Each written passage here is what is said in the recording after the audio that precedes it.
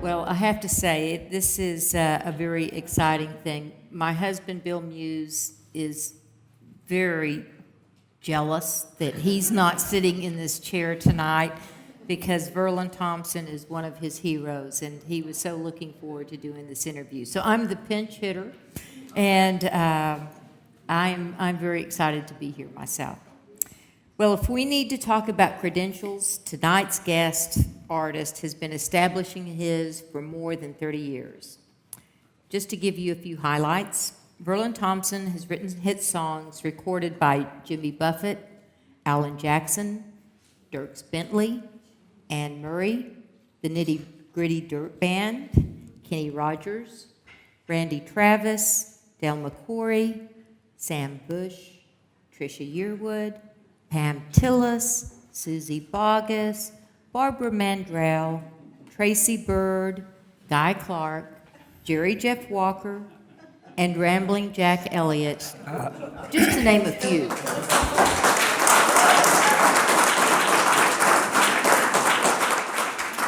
He was initially hired as a songwriter in Nashville by a little lady by the name of Loretta Lynn. Yes, that Loretta Lynn. And many of his songs have spent time in the upper echelons of the Billboard Top 10 chart. He has Grammy and IBMA Song of the Year Award nominations, and several of his songs have earned BMI Million Airplay Awards. Not bad for a fellow who, to the general public, is best known for his guitar picking and 20-plus years he spent as Guy Clark's sidekick. But he's a songwriter. Verlon has been to Kerrville, Texas, many times, including an appearance a little over a year ago at Music at the Mansion. These days, he's been the subject of a video documentary that tells the story of his musical life, and he recently has added hosting a PBS television series to his resume, a program not too unlike this one, but he's really good. Anyway, I could sing his praises all night long, but I'd rather get on with letting him do his magical show and tell, all about the art and craft of songwriting. Please welcome back to Kerrville and to Schreiner University, Verlon Thompson.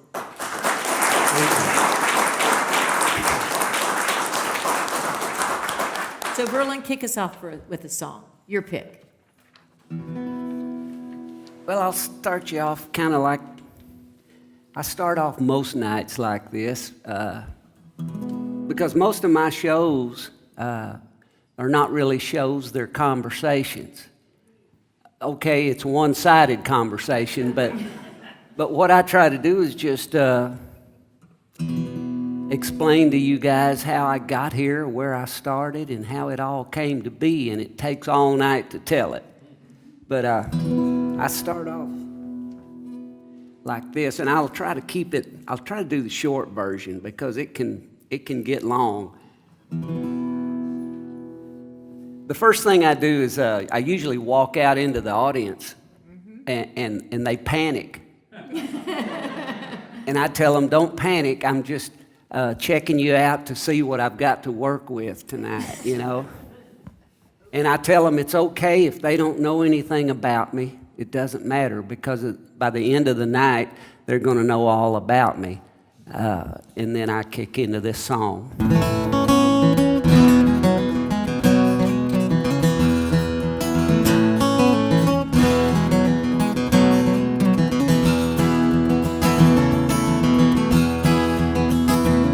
Well, I went to Nashville 40 years ago from Oklahoma. I walked away from rock and roll to get my honky-tonk diploma. I was hungry, young and hungry, and I was looking for an offer. And Miss Loretta Lynn, she took me in, that sweet coal miner's daughter. Bless her heart. But she never did do one of my songs. But one day she set me down and she said, darling, you should hang around with guys like Holyfield and Harlan. Now let me stop here and explain who I'm talking about when I say Holyfield and Harlan. I'm talking about two great songwriters that came to Nashville about 10 years before I came there.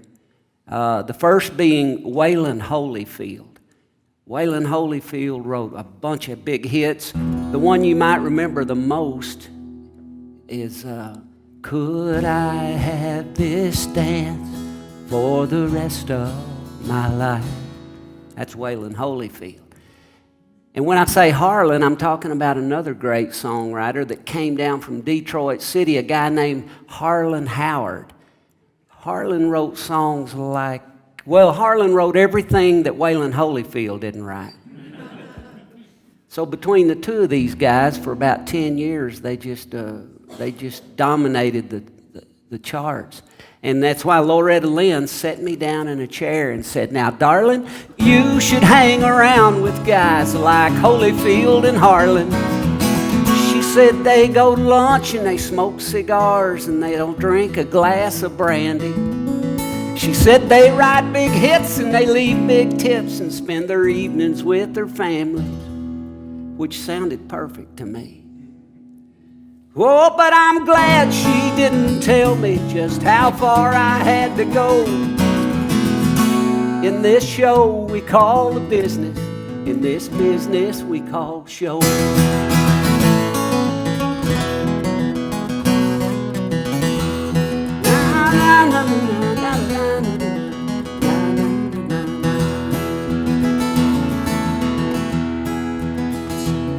So I played the Hickory Holler Mall, and I played at Union Station. And I learned to do a pretty good Johnny Cash impersonation. And then one night he walked out of the back. It was him and Miss June Carter. I ain't lying to you. I was playing in a little joint. They stuck me at the end of the bar, and I was playing for tips. And when you're playing for tips, you do whatever it takes to make an extra $1 or two. So I had just finished doing something like this. I keep a close watch on this heart of mine. I keep my pants up with a piece of twine. I keep the ends out for the tie that binds. Because you're mine, you pull the twine. Anyway, you know, I made a couple extra dollars and I was feeling pretty good about myself. And then the door opened back in the corner of the little place. And out of this private room, there stepped the man himself. This could only happen in Nashville, Tennessee. But there he was, Johnny Cash. And right behind him was June Carter. And he walked right through the crowd and he came up to me and right in front of the microphone and he said, son, he said, I've heard better, but I ain't heard nobody try no harder.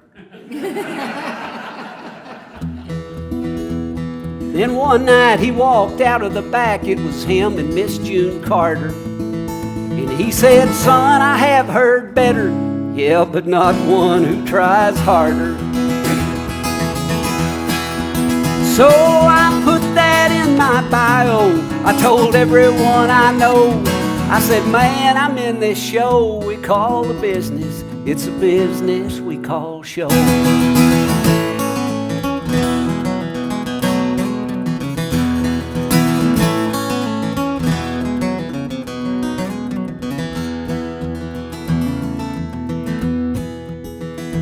Well, it was Waylon Holyfield that introduced me to a Mr. Jimmy Gilmer of the Fireballs. And together they convinced me that I should try it all. Yeah, but later it would come to pass I could not play that part. 'Cause I just could not kiss nobody to get my records on the chart. I just couldn't do it. Oh, but my mama, she's still waiting. She listens by the radio. I say, mama, it's just a show we call the business. It's just a business we call show.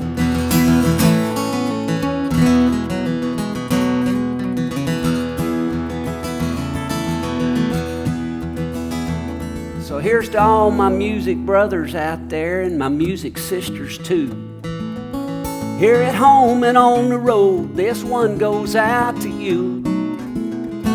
When the print gets fine on the bottom line, don't y'all give away your soul to this show we call the business, to this business we call show. It's just a show we call the business, y'all. It's just a business we call show.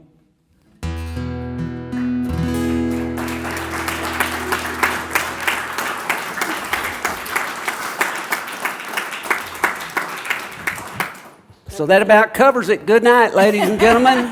Oh, we're not done yet. So let's get the vitals out of the way. What's the name on your birth certificate? The name on my birth certificate? Yeah. Verlon Keith Thompson. Verlon Keith. Yep. And the place? Born in Ardmore, Oklahoma. Just across the line, just across the Red River, a little ways. That's where my mom was born and raised, up in that area. Yeah. Beautiful country. Yeah, it is. And what is your earliest recollection of hearing music being played? Oh, I'm going to say probably hearing my mom play her mandolin. She was a mandolin picker. I think I'm going to get this right now. Her sister's brother, her sister's boyfriend bought a mandolin. Her sister's brother. Her sister's boyfriend, her older sister's boyfriend, bought a mandolin and he couldn't play it. And he gave it to my mom, and she took to it, and that's the first musical sounds I remember is my mom. In fact, that's why she started teaching me how to play the guitar so I could back her up. Yeah, I mean, she needed a backer, you know. So what is your earliest recollection of either writing or performing a song? You know, I don't know why, but I've been writing ever since I can remember. Really? Yeah. But the first one I really, truly remember, you know, people tell you stories and you start thinking you remember stuff when you don't. But the one I do remember was in my third grade show and tell class at the little Lokiba Sickles grade school. I played them a song that I had written. I played the song, and I had a harmonica holder that Mom had made me out of a clothes hanger. She bent the end of it with the pliers, and you put the harmonica in it. And I learned, and she had these hand signals like blow, suck, left, right. And I could actually read her hand signals, and I learned to play the harp. And my parents listened to mainly the old country music stuff. It's really all we heard on the radio too. And so I heard a lot of Johnny Cash and Merle Haggard, and I heard all these prison songs. And I thought, well, apparently everyone goes to prison at some point. And I thought, I'm going to go ahead and write my prison song now, and I'll be ready for it. And I wrote a little tune. I can't remember all of it, but it was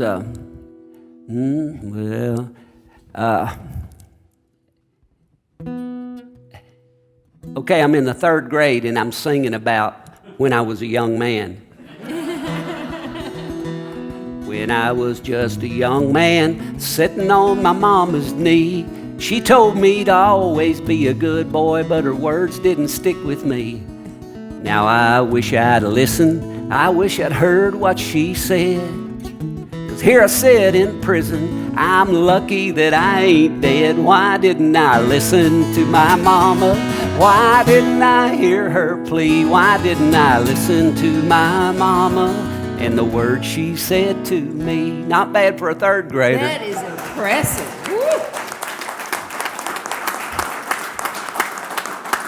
It was funny though, the third grade, the kids, you know, my peers, they really didn't get it. They They were like, so what? But the teachers and the parents and stuff really liked it, and that just made me want to do more of it. And I don't know, I've always just made stuff up. So it sounds as though your parents were certainly an influence in your musical development. Have you written a song for either one of your parents?